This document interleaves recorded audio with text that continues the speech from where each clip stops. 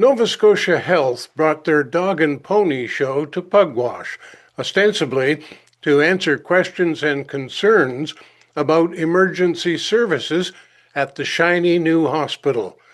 They set up in the clubroom at the curling club, transforming the facility into a mini trade show full of displays, banners, and handouts, none of which dealt with the question at hand. A smallish crowd fidgeted through a presentation of all the new and great things that Nova Scotia Health was doing in the community. Again, none of which dealt with the question at hand. About the three-quarter mark, they opened the meeting for questions. Finally.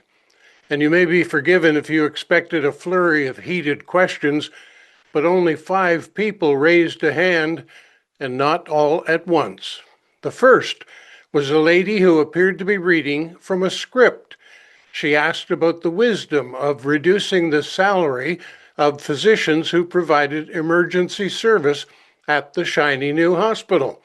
It was a loaded question, and she very likely was in fact reading from a script, part of a series of questions that the local MLA had prepared for her disciples to ask. Nova Scotia Health had been duped.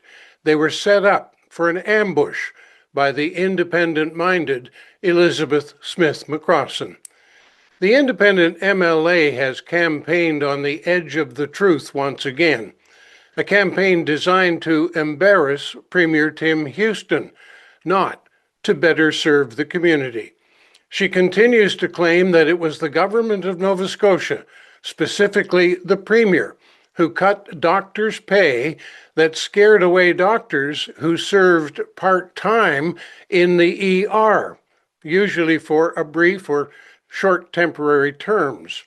Alas, there is little truth in the claim, but McCrossin has never let the absence of truth hinder her personal campaign against the party that asked her to leave their caucus.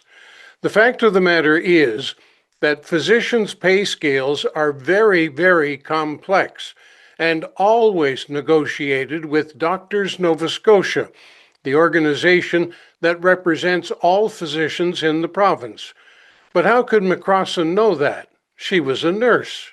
Oh, wait, maybe she could have asked Dr. Murray McCrossin, her husband.